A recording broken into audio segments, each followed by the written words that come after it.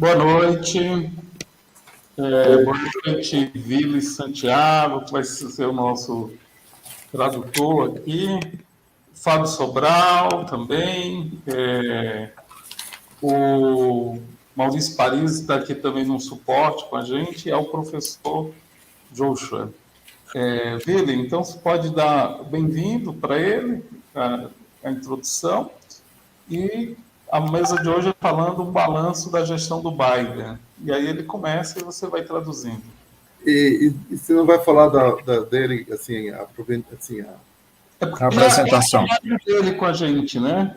Já é o segundo? Já é a quarta live. Quarta, sim. Entendeu? I'm sorry. So you're very welcome. And it's the fourth time you're here. I just heard. So they say that you don't need further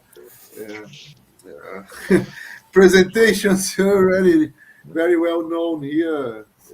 We thank you so much for that. So you're going to make this talk on the Biden government, isn't it? Yes. And okay. So let's do. You have exactly 1 hour. Nós temos exatamente 1 hora. O professor vai ter que sair às 9h15. Perfect. So let's do it. Okay, I'm ready for the first question. Oh, we're going to start with questions already. Oh, I didn't know I was supposed to just offer a monologue. Let me start by saying a few things. Yes, please. And then we can perhaps get to questions. I didn't really prepare a speech, but I'll try. It's okay. And if I'm going too fast, which I do sometimes, please just stop me. You can wave your hands or put a message in the chat or whatever is helpful. It's okay. The first thing I should say is I'm not a specialist on presidential politics. I'm a specialist on the history of capitalism. So I will try to locate this presidency within the history of capitalism. So, a primeira coisa que ele está colocando é que não é um especialista na política presidencial, mas sim na história do capitalismo, e ele vai, então, expor a partir dessa perspectiva, da história do capitalismo, a situação da presidência do país. I was trained as a scholar to always look both for continuities and ruptures. And I will admit that in my own life, I've been more interested in ruptures, in dramatic breaks, in the ends of things, in unique events. Ele diz que foi treinado, né, academicamente, como historiador, né, para observar continuidades e rupturas. Porém, ele sempre se interessou mais pelas rupturas, né, pelo fim das coisas. In the case of Joseph Biden and the presidency, I think we should be more interested in continuities in the present, in things that have not changed. It's very easy to get seduced by presidential politics into seeing changes. This president, this term, that term. And we're very subject to that in the United States. Ele está dizendo que, porém, por outro lado, neste caso, ele acha que precisa apontar mais para as continuidades do que para a ruptura, no caso da presidência do Biden, embora não seja isso que esteja acontecendo, por exemplo, nos Estados Unidos, está se, portanto, achando que estão havendo descontinuidades e novidades, grandes novidades com essa presidência, mas ele já adianta que não vê desta maneira. Prefere que a gente veja as continuidades, neste caso.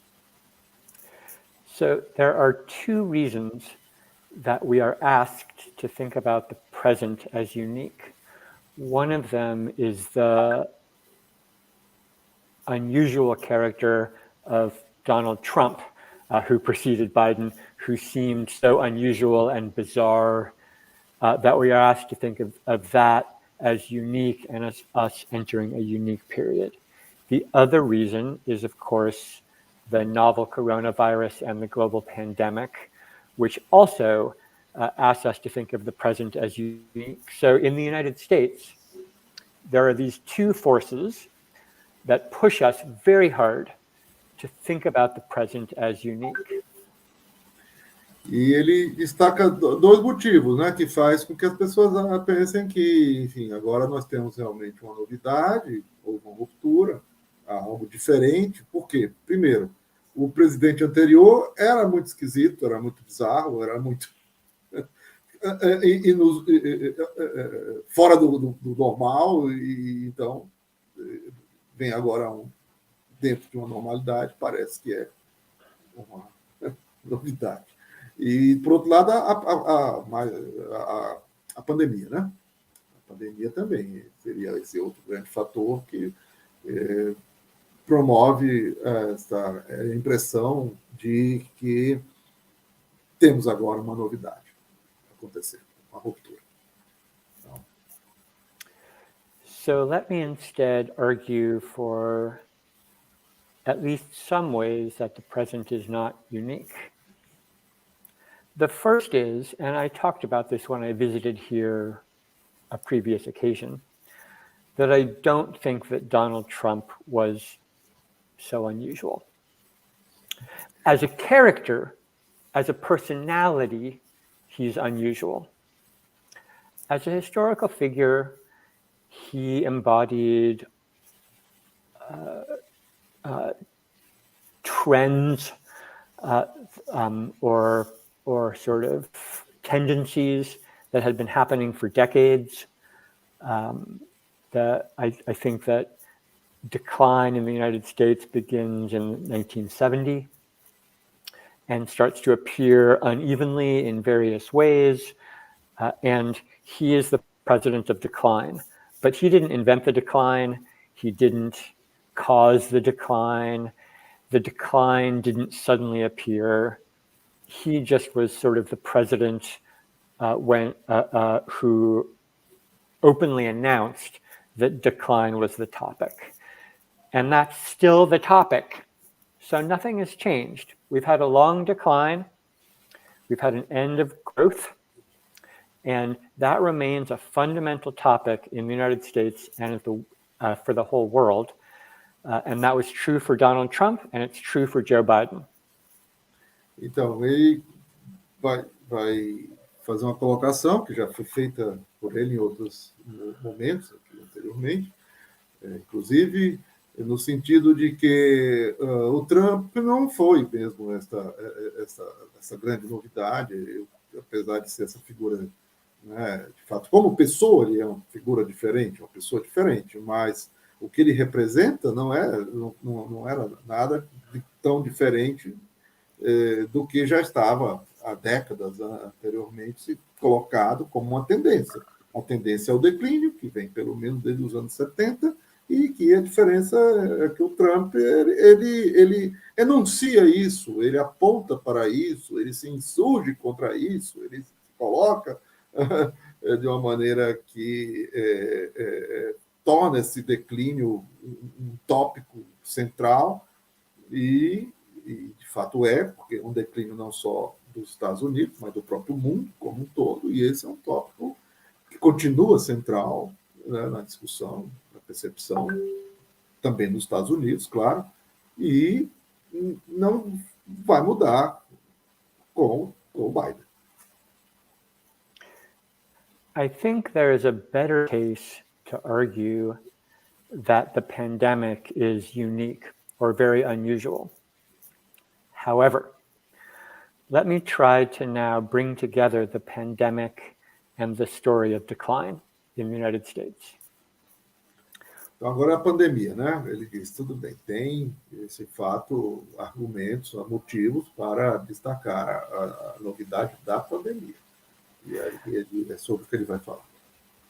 And when I say decline, I mean many kinds of decline, but most specifically, I mean decline in United States economic power, both domestically and internationally. And I mean declining what we call life chances for citizens of the United States. Obviously, things are still very good for the very wealthy people. But for many, many people, the generations now living between the ages of 0 and 50, for the first time in history, have worse life chances. They will die younger. They will earn less money than their parents. And this is the outcome of the decline since the 70s. So that's what I mean by decline. Certo. Então, um parênteses, digamos assim, para explicitar o que ele quer chamar, o que ele está chamando de declínio. Claro, é um declínio econômico, mas que se mostra nas transformações das condições vitais, das condições de vida das pessoas nos Estados Unidos. Essas que agora estão aí com 50 anos, em torno de 50 anos, estão tendo uma vida pior do que tinham aqueles os seus antepassados, os seus antecessores, uma expectativa de vida pior e este é o declínio, realmente, como ele se faz sentir na vida das pessoas. Okay, so one phenomenon of the pandemic was mass unemployment. When the pandemic first reached the United States lost 3 million jobs in 1 week last spring, so more than 16 months ago. And that was the largest loss in history, and it was a dramatic drop, but it seemed to be a unique drop. Então, o primeiro efeito, claro, da pandemia foi o desemprego em massa. Por exemplo, 3 milhões perderam o emprego em uma semana, por conta da pandemia. E aí existe, portanto, algo dramático e que, de fato, é novo. Não? And, of course, slowly, jobs started to recover. People started to go back to work. There was a recovery, and that was expected. But it has not happened in exactly the way people expected, which is to say, it's been slower than people thought, and it's been incomplete. So much so that last month, there was a very, very small increase in jobs, employment, much smaller than people expected. E, claro, está havendo uma retomada dos empregos mais recentemente, mas ela está sendo muito mais lenta do que as pessoas esperavam. E, inclusive, a retomada de emprego que aconteceu no mês passado mesmo, que de fato aconteceu, mas ele insiste em uma proporção muito inferior àquela que se esperava, que se precisa. So I have a chart I could show you if that was possible, but the shape has been like this. It's the wrong direction on my screen. So jobs dropped off like that, and then they started to go up a little bit. I can't really show you on my screen, but it's been actually what we would call a classic jobless recovery.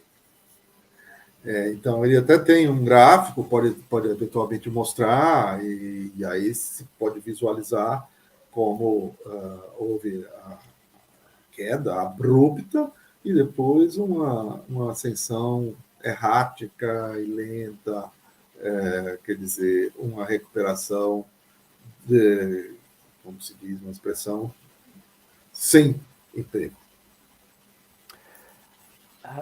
So that shape, where the economy recovers, but it does not add back all the jobs it lost, this is not unique. This is actually common. This is what all recoveries from recession have looked like in the United States since 1979. Então, ele diz que esse tipo de recuperação da economia sem recuperação de trabalho, de empregos, na verdade, não é novidade também. E tem sido assim, pelo menos desde 1917, desde a crise de princípio, portanto, do século passado. So now I will leave statistics behind, sort of.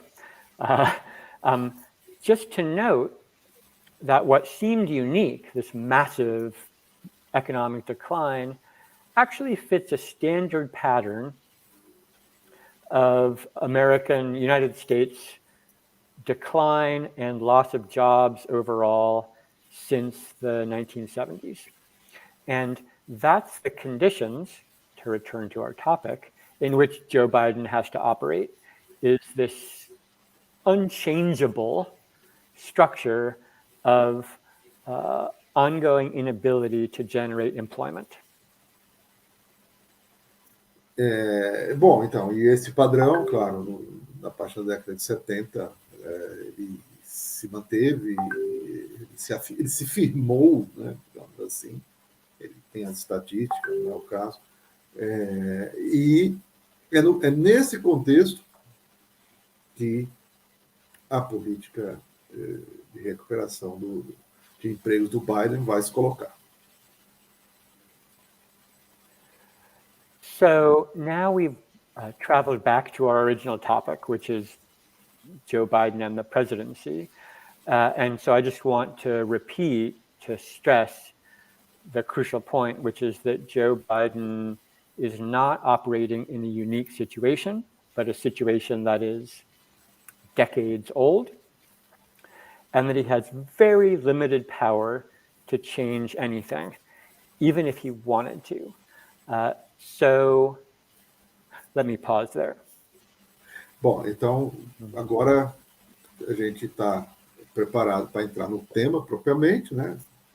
Dentro daquilo que ele já anunciou, quer dizer que não se trata de uma condição nova, o Biden se inserir, já é algo que se arrasta há décadas, não é? E, justamente, ele tem uma margem de manobra muito pequena para fazer mudanças, ainda que ele quisesse fazer tais mudanças. So the narrative of the Biden presidency so far looks like this to me. A surprisingly ambitious initial set of proposals, mostly the large infrastructure proposals, that seemed like they may make some progress and have come up against a wall. There's other things to the presidency. I think he's approached the pandemic terribly, but I'm not surprised. He's sort of a stupid person. But I was surprised by the ambition of his economic proposals for what keeps being called infrastructure. People argue about that term, but very large package totaling $5 trillion. Ao mesmo tempo, ele reconhece que ficou bastante impactado pelo caráter ambicioso, né? pela forma como o Biden apresentou o seu pacote econômico de $5 trilhões e que vai, dentro dele, privilegiar bastante o trabalho, a infraestrutura, né? os trabalhos de infraestrutura, e que, de fato, isso daí é algo que o impressionou, inclusive. Não é? So he has a very ambitious program, or he announces a very ambitious program. And then, after initial excitement, it turns out to be impossible. And there's lots of analysis of sort of local political characters. And we have heroes who want to spend all the money. Heroes if you're progressive. If you're conservative, they're villains. We have heroes who support Biden's project, and then we have villains, these two senators who are Democrats, so supposedly on Biden's team, but they're very conservative Democratic senators and are blocking these proposals, and they have the power to do so because of the balance of power. So that's the big narrative. Ambitious proposal, widely supported, blocked by two villains named Joe Manchin and Kyrsten Sinema. Então, o que acontece é que a realização desse projeto, desse programa ambicioso, que foi muito exaltado e entusiasmou muito pessoas que estavam políticos, né, dispostos a realizá-lo, a gastar esse dinheiro para cumprir o programa, que são, digamos, os heróis, né, têm sido barrados pelos vilões. Existem os vilões e estão dentro do próprio Partido Democrata, né, senadores, congressistas que são conservadores em relação a esse tipo de política, né, de gastos, né, gastos nessa magnitude, como está proposto pelo projeto do Biden. So that's one way to tell the story. Ambitious project blocked by two villains, surprisingly from the president's own party. But there's another way to tell the story. And that other way is that the historical tendency suggests that such a project was always impossible. The specific way that it proves to be impossible is probably not as important as the fact of its impossibility and the fact of the historical trend. I'll pause. Bom, então essa é uma forma de contar a história, dessa história. Quer dizer, essa que tem, então, né, os vilões lá no próprio partido do presidente, que estão impedindo que realize esse projeto tão ambicioso, tão generoso, né? Mas tem uma outra forma de contar a história, que é aquela de que, de fato, as condições objetivas nunca foram favoráveis, nem possibilitariam a realização desse projeto. É um projeto que não encontra suporte, né, nas tendências que estão postas historicamente na atualidade, já de algum tempo. So, both the stories, the short story with the villains and the heroes, and the long story with the historical tendency, they're both true. But it's probably more useful to think about the long story. The short story features, I hope these terms are recognizable. I know you're a scholar. The short story features what exogamous problems. But the system is fine. There's just these bad people who could be ejected, who are ruining it for people. They're the villains. Yeah. In the long story, the problem is endogenous. It's internal to the system, to the story that the plan fails. So I think the endogenous story is more true. Isso. Então ele diz, bom, então aqui nós temos duas histórias, né? Uma historinha, digamos, uma curta, uma short story, uma história, né, pequena, que é essa dos vilões, né, dessas pessoas que estão impedindo, não?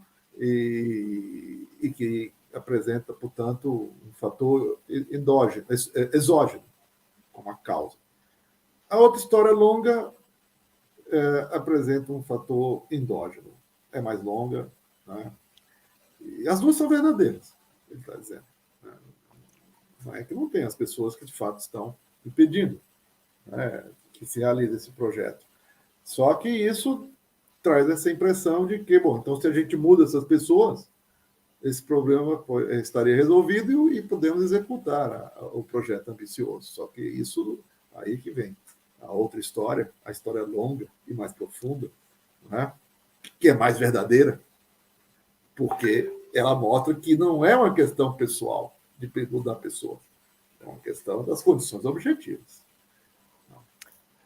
So I'll say one last thing, and then we'll have questions. It's this.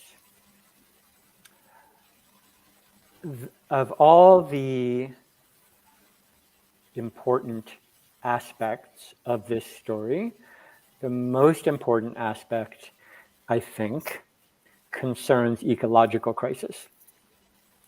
And there's great hopes among Democrats, among progressives, for what they call the Green New Deal, which will be a huge government-funded project to make various conversions to a more ecologically sustainable economy that we hope will prevent the end of the world.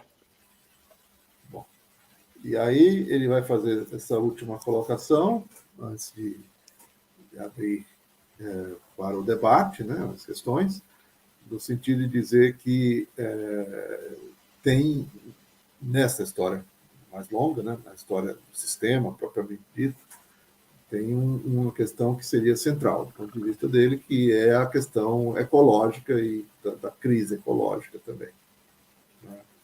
É ela que seria capaz de mobilizar as forças do espectro político em geral, no sentido de fazer o que lá está se chamando um New Deal verde, né?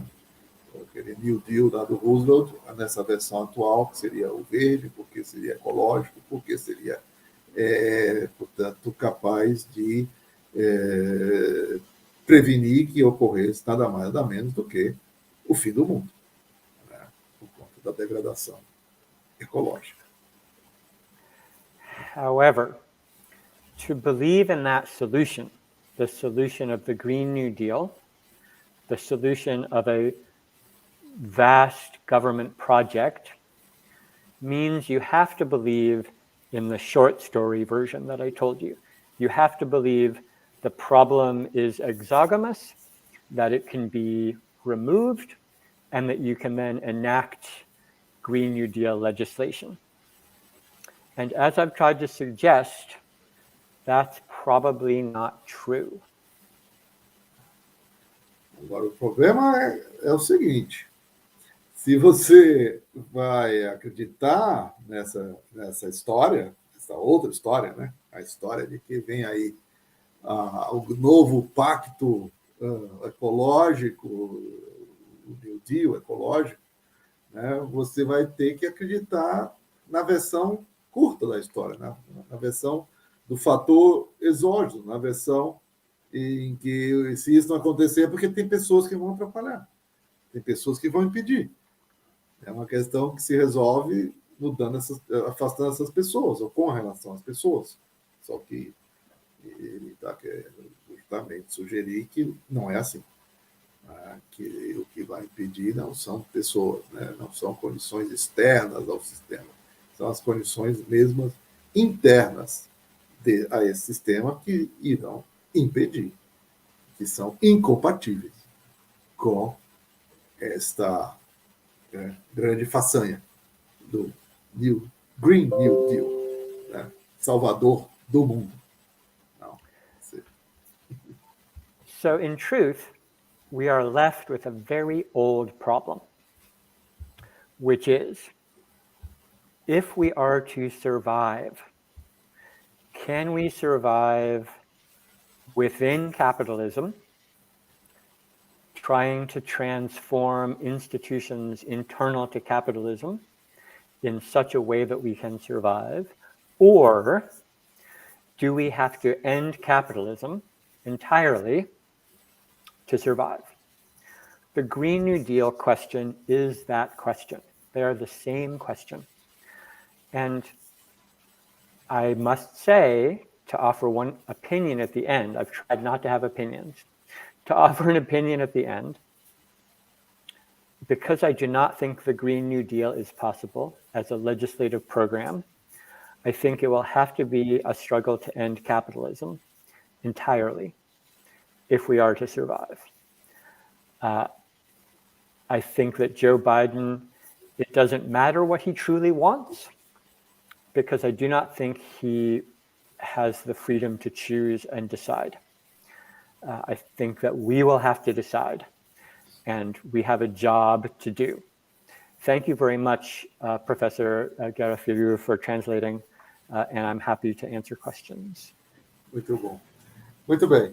Então ele agora termina, né? Bom, terminou agradecendo a tradução, a audiência e dizendo que tem prazer em responder as questões, mas ele termina dizendo que, bom, na verdade o que está colocando aqui não é nada de novo, é uma questão já bem antiga, é a questão de se saber se a gente vai conseguir reformar o capitalismo e as suas instituições para, assim, sobrevivermos, né? Escaparmos da extinção, né? Ou se, ao contrário, como ele entende, né? Como ele se posiciona, né? Novamente, do que se trata é de pôr um fim ao capitalismo completamente, para só assim conseguirmos a sobrevivência e enfim, evitar esse fim que se anuncia para nós. Não vai ser, portanto, algo que esteja no poder do Biden fazer, né? Esse novo pacto, esse novo deal, né? Esse novo pacto social ecológico, né? Ele não tem essa condição, né? Em termos de capacidade legislativa, e simplesmente do que se trata é de fazer o trabalho a ser feito, continua sendo o trabalho de acabar o capitalismo antes que ele acabe com a gente. E o tempo está curto.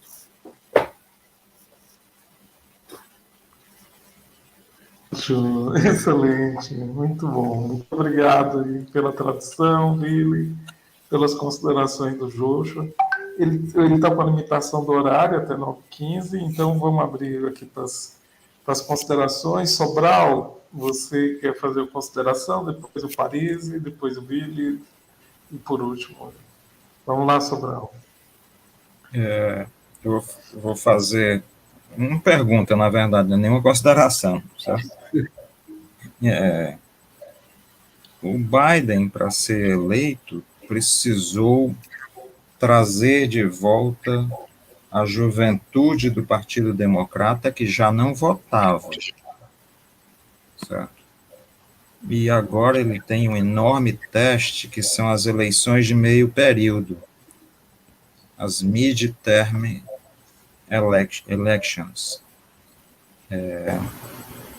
O governo dele conseguirá fazer a mobilização que fez na sua eleição para essas eleições de meio período? So, he has a question, the very objective question, that is, say, Biden, to be elected, regained the youth, the democratic youth, which was not voting, but was mobilized to vote for Biden. And now he has to face the midterm elections soon. Do you think he would be able to do it again, to again have those people voting for him in sufficient number? It's a good question. It's true and important that for a prolonged period of time, the percentage of the population that had been participating in elections had been decreasing, and it increased dramatically in 2020. And that's an important political fact. So the question of whether that can continue also seems important. I'll pause. Sim, ele disse que, de fato, a participação estava decaindo muito, a participação votante, dos votantes dos Estados Unidos, e que ela foi expressivamente, né, elevada, houve uma participação expressiva em relação às anteriores nessas últimas eleições. E, de fato, é uma excelente questão quanto a saber se isto vai permanecer para as próximas. I'm not sure, but I predicted many years ago that we were entering a period of strong oscillation, that the tradition of candidates being reelected would basically vanish, and that instead, because no one can stop the decline, we would simply have someone who seemed to be responsible for the decline and was immediately replaced. And so I don't know about 2022, but I'm confident that the Democrats and Biden will face a real difficulty in 2024. And I doubt they will have a majority in 2022. So I'm not optimistic about that. Bom, ele diz que, bom, já há vários anos que ele já observou e escreveu a respeito dessa tendência que não se tenha reeleições dos candidatos, porque, como eles não se demonstravam capazes de realizar as mudanças que são necessárias, termina que são responsabilizados pela permanência da situação ruim em que se encontram, e aí são substituídos, e essa substituição continua se sucedendo. Então, ele não sabe se isso já vai se dar agora, já, né, nas próximas eleições de 22, mas ele acha que em 24 é muito difícil deixar de acontecer mais uma substituição.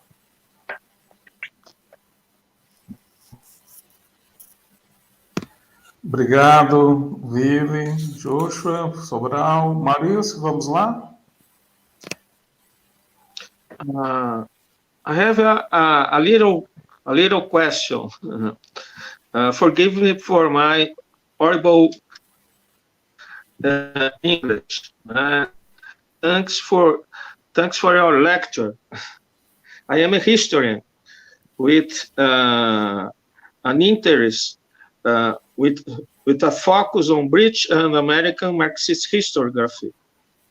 My question is, we can consider the 60s as like a golden age of social movements in US, but in the 60s,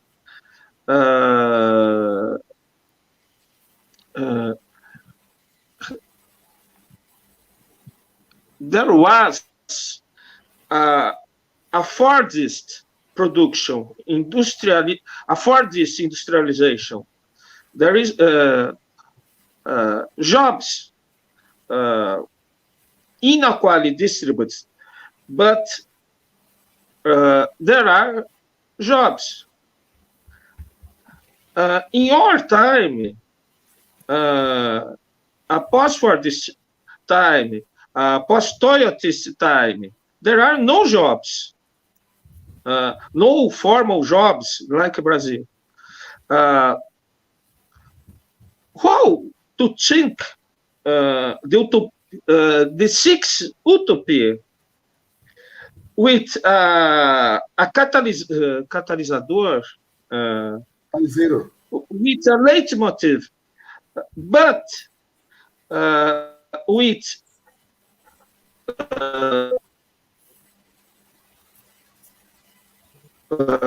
the perception that the times are different. Was clear? Okay? I guess so. I understood. Could you translate to Portuguese yourself, Maurício?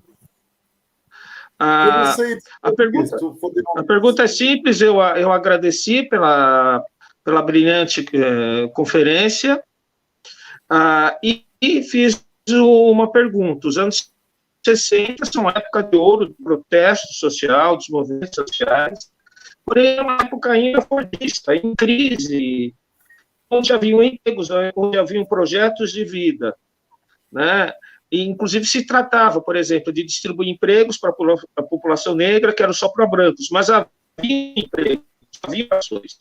E nessa época, na nossa época, pós-fordista, pós-toyotista, não existem. Né? Como manter a inspiração dos anos 60 como uma utopia, como uma ideia-força, e, ao mesmo tempo, entender que as condições são outras. Inclusive, que não há uma ilusão pós-keynesiana. Talvez a questão central de todo o debate que o Júnior está trazendo, eu estou ampliando um pouquinho, é a questão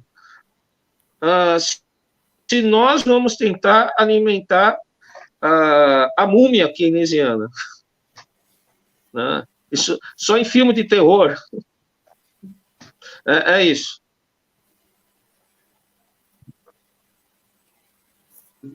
So it's with you now.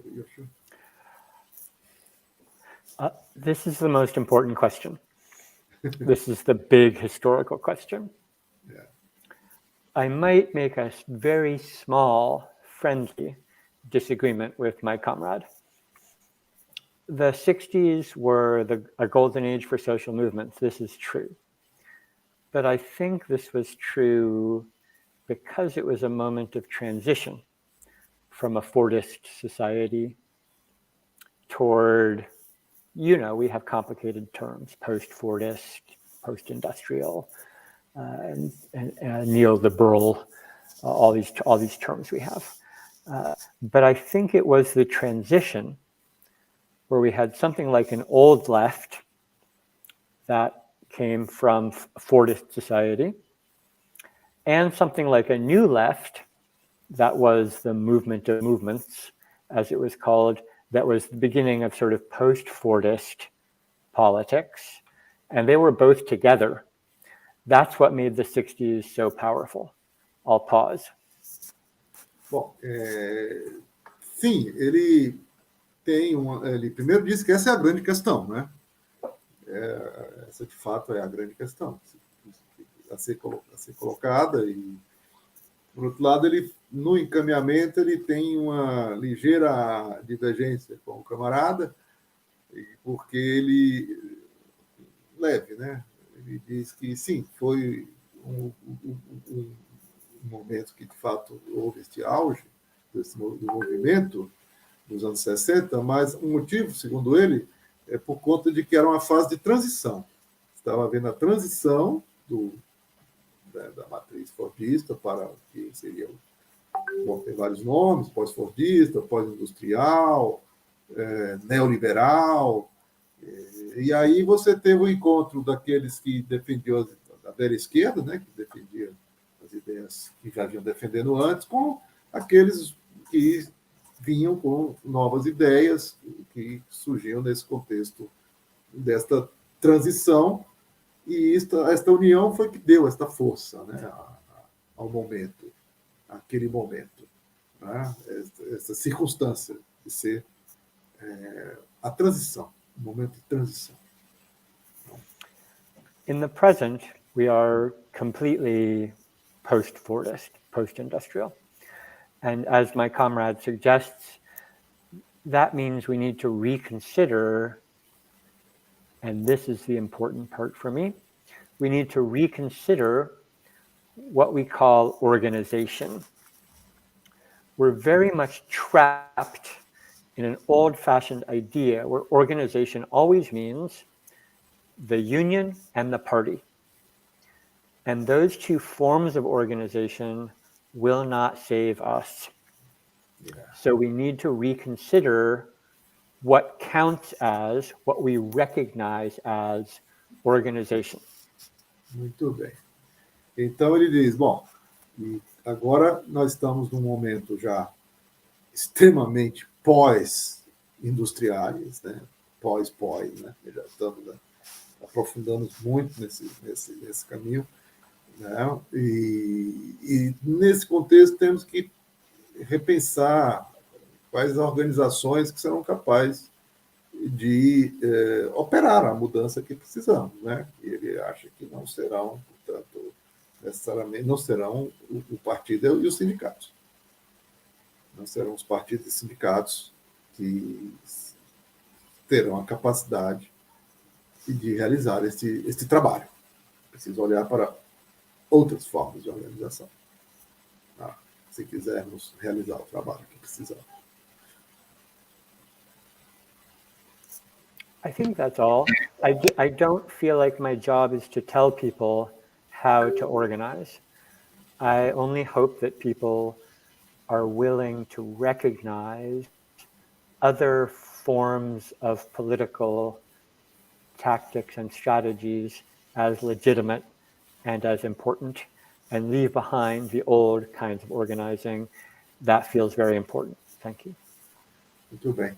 E ele, enfim, e aquele, ele não tem mais o que dizer, ele não vai orientar e dizer quais são as organizações que precisam ser feitas e como devem ser feitas, ele apenas entende o trabalho dele, o papel dele, e mostrar para que as pessoas possam reconhecer essa necessidade, ao invés de continuar, de certo modo, se iludindo com o que poderá ser feito através das organizações tradicionais, especificamente partidos e sindicatos, para que elas se abram para novas formas de organização, que serão essas as que precisaremos e precisamos. Beleza.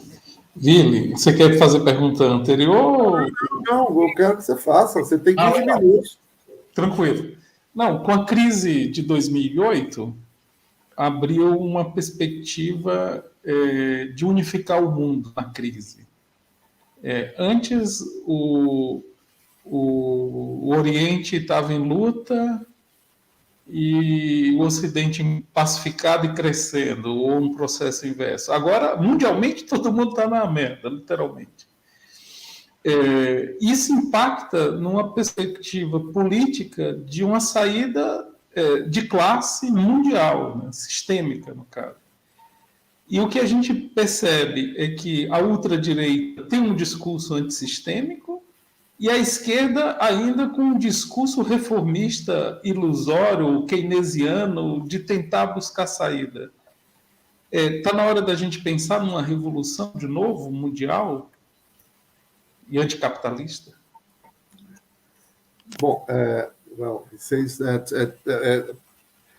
by the time of the 2008 crisis, he says we saw that the whole world was kind of unified in this situation of difficulties, extreme difficulties, that before was thought to be something more typical for the East, while the West was keep growing and progressing and becoming always richer and better. And with this crisis, this was just put down, and everybody was at the same level of difficulties and struggling all around, all over the same. And now he asks, well, at one side we have now this far right movements, as we have here in Brazil, in power, who have this discourse against the system, while at the other side, the left side, people still waiting, expecting from the system, from reforms, the solutions, from a kind of Keynesianism, neo-Keynesianism to save the world, which he thinks it's an illusion. And now then he asks at the end, is it then time, and is it definitely needed, the revolution? As always, Urbano asks the crucial question. Of course, it's time for revolution, but let me try to add a little bit to that statement. The question, the idea that all countries are now in the same situation, this is only partly true. We saw different responses to 2008 crisis and differing degrees of success, but I think it's correct to stop imagining that someone is doing very well, that China is expanding and growing and is a source of hope. So I agree with the pessimism that Urbano suggests. Let me stop there. Bom, ele diz que, como sempre, o Urbano coloca questões cruciais não é? E, por outro lado, claro, ele acha também que é preciso fazer a revolução, é a revolução que vai resolver, porém, vai tentar detalhar um pouco melhor em que sentido, e também ele diz que não concorda completamente que ficou todo mundo igual depois de 2008, ele acha que foram respostas diferentes foram dadas a essa crise, o que levou a resultados também diferentes, melhores ou piores. Por outro lado, ele concorda com o essencial, com a conclusão de que não tem. Por exemplo, a China não é uma salvação, não representa essa salvação que tem gente que aposta que seja, né? Ou seja, de fato, ele também, no que diz respeito à situação que enfrentamos, é pessimista, não vê de onde possa vir uma solução que não seja revolucionária, digamos. E aí ele vai dizer o como melhor. And it's certainly true that the humanist impulse to diminish suffering has caused some of the left to be overly connected to the state, to reforms, to Keynesianism, to ways that might immediately diminish suffering. And that's a good impulse. That's not a bad impulse. And it's interesting that the far right has seized anti-humanism as their position. They speak about freedom, but of course they have a fundamentally anti-humanist, we don't care about suffering as long as we're free, which is an anti-humanist position. And it's interesting that the far left has acquired that. The far right has acquired that. Pause. Bom, ele diz que, por outro lado, é preciso reconhecer, digamos, que esse impulso natural, humano, de proteção, de querer diminuir o sofrimento das pessoas, que faz com que a esquerda, então, se apegue a instituições que fariam isto, é compreensível, né? É perfeitamente compreensível. E, de fato, por outro lado, também o que se vê na reação da extrema-direita é a sua desumanidade, né? Quer dizer, uma postura desumana, invocando uma liberdade, que, na verdade, é a liberdade de viver e deixar morrer, de viver e deixar que os outros que sofram e se lasquem, contanto que eles se preservem. Né? But finally, we should be grateful for the clarity that the current situation has offered us. That is to say, if we are revolutionaries, and we are, we always had two opponents. We had the far right and the liberal center. This was always true. It was never a two-sided fight. It was always a three-sided fight. And now that situation is very clear to us, so we can move forward recognizing that situation. Thank you. E ele diz que, por outro lado, temos que também agradecer a clareza que nos oferece a situação atual, de como nos encontramos que estávamos sempre, na verdade, só que agora podemos ver mais claramente, que é tendo dois opositores, não apenas um. Né? Nós temos a extrema-direita como opositora, claro, mas também temos esse centro liberal como um opositor. Né? E a tarefa do revolucionário é superar esses opositores. Vili, tem duas perguntas, uma da rede bolivariana, o que foi aceita Prece Poderosa, Los Angeles, precursora da IUD. A ditadura foi apoiada pelos neopentecostais da Prece Poderosa, precursora da IUD. Que é reiterando. IUD, eu acho que é universal, não?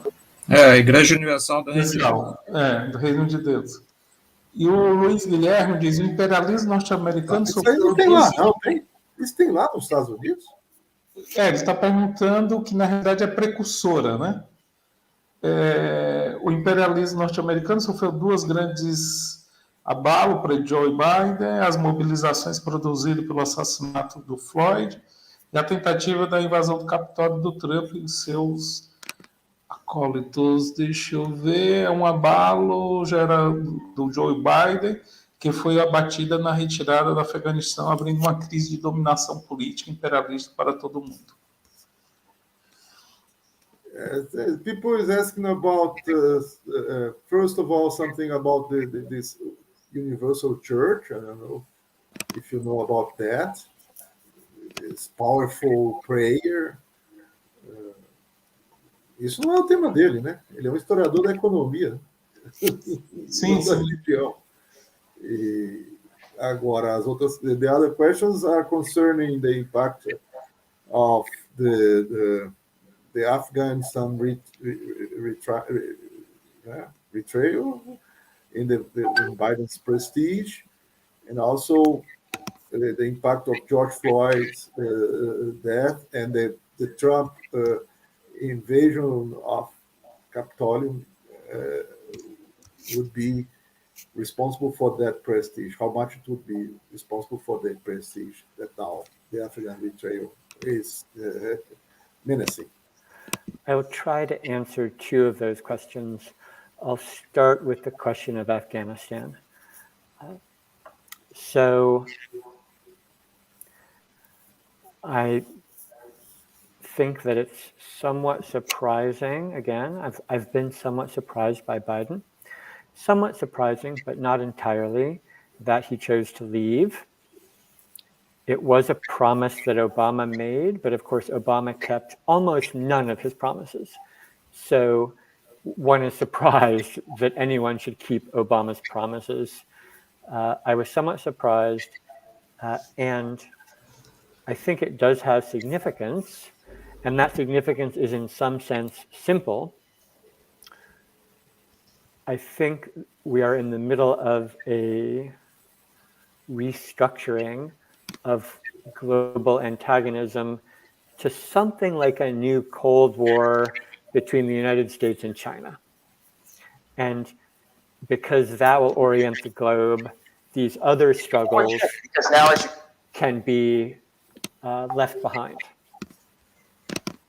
Bom, ele vai comentar a questão da retirada do Afeganistão, que de fato, de certa forma, foi surpreendente, na medida em que isto já tinha sido uma promessa do Obama, que ele não cumpriu, assim como não cumpriu também a maioria das promessas que fez, quer dizer, foi mais uma, e, de qualquer modo, não deixou de ser tanto surpreendente que aí vem o Biden e cumpre a promessa do Obama. Não é? Mas ele entende que, na verdade, isso não é tão surpreendente assim se a gente leva em conta que nós estamos para ingressar numa espécie de nova Guerra Fria, que dessa vez será entre Estados Unidos e China. E, nesse sentido, os Estados Unidos, a retirada estaria favorecendo a uma concentração de forças dos Estados Unidos para essa nova Guerra Fria. Né? Com relação a... Ele respondeu aqui no chat, só com relação à pressa poderosa, que ele, de fato, nunca ouviu falar. And this new Cold War will be different. Obviously, the economic relationship between the United States and China, where they both depend on the other for production and consumption, is quite different from the relationship between the United States and the Soviet Union in 1970. So it will not be the same global structure, but it will provide the external antagonist for the United States that it needs to organize its own domestic politics. E, é claro, não vai ser nos mesmos moldes que foi a Guerra Fria com a União Soviética, as cadeias produtivas e a posição da China, por exemplo, nessas cadeias produtivas e no consumo global é completamente diferente daquele da antiga União Soviética, não é? Mas ele, por outro lado, entende que este enfrentamento serve, mais uma vez, para organizar a política interna nos Estados Unidos. Né? O inimigo externo que serve à organização da política interna. Now I will try to answer the question about the George Floyd uprising and the January 6th insurrection at the Capitol. And I think, if it's okay, that will be my last question, since I have to go to a meeting about police abolition. So I will say something that I hope is fair. I think that those two events, the George Floyd uprising that began in late May of 2020, and the insurrection at the Capitol on January 6th, 2021, were almost the same event. Now, I don't mean to insult the George Floyd uprising, which was an extremely important and revolutionary moment, whereas January 6th was a bunch of idiots. But I think they're the same event. I'll try to explain why. Bom, ele começa agora comentando a questão do George Floyd, da invasão do Capitólio, e já se desculpando que, de fato, vai ser a última participação dele, tem que participar agora também de um evento sobre a abolição da polícia, e ele começa dizendo que entende que esses eventos do final de maio, que foram motivados pelo assassinato de George Floyd, e aqueles do dia 6 de janeiro de 21, né, maio de 20 e janeiro de 21, são, na verdade, essencialmente o mesmo movimento. Ele não quer com isso insultar, nem diminuir a importância do movimento em torno de George Floyd, que ele classificou como revolucionário, e nem se compara, portanto, com aquele bando de palhaços, de idiotas que fez a tentativa de invasão do Capitólio. Mas ele vai tentar explicar por que ele vê aí uma continuidade. So, at the very end, I get to return to the beginning. I tried to talk about this long trajectory of decline in the United States. And one of the ways that decline has manifested is in the weakening of various kinds of social hierarchies, including social hierarchies of class, race, gender, and other kinds of hierarchies. And people have, so for example, you can be a white man in the United States, and finally, your life is getting worse instead of better. And so even white men, the most privileged category, have confronted the fact that they no longer can expect a better life at everyone else's expense. É muito interessante, como ele disse agora, ao final eu retorno ao que eu disse no início. Ele retorna, fecha o ciclo, voltando ao que disse no início. Olha, estamos falando de um declínio que está ocorrendo nos Estados Unidos há muito tempo. E esse declínio provocou quebra de hierarquias sociais, quebra de diferenças de classe, de gênero, de raça, de modo a que, então, as pessoas, não importa se são brancas de classe alta, estão sendo confrontadas com perspectivas de vida piores do que antes, por conta do declínio. E, nesse sentido, isso torna essas pessoas e as mais próximas de outras que também estão declinando nas suas próprias condições, então se igualam nessa condição decadente. So one phenomenon we have seen very consistently in the United States is the violent effort to reimpose those hierarchies of class, race, gender, and so on. And this has been a violent project for some time and became an explicit violent project with Donald Trump. E aí tem um projeto bem violento de recomposição dessas hierarquias, né, ocorrendo nos Estados Unidos, e o Trump foi o representante típico desse tipo de projeto, né, de recuperação dessas hierarquias, mas sem recuperação do que levou a que elas fossem quebradas. Estou me antecipando um pouco pela lógica, né? And so we can see the George Floyd uprising and the January 6th insurrection as the two sides of that. The George Floyd uprising was an uprising against that violence, against the violent imposition of hierarchy, which the police are in charge of. The police are in charge of that job, which is imposing those hierarchies. And the George Floyd uprising was a small revolution against that project to reimpose hierarchies. And the January 6th insurrection was a brief insurrection in favor of those hierarchies. And so those are the two sides, the attempt to fight against the violent imposition of those hierarchies and the attempt to fight in favor of them. And that's what holds those two events in a historical unity, as we like to do, because we are all Marxist historians, although some of us are more professional, I say to my comrade Maurizio. But those events are truly form a historical unity in relation to that.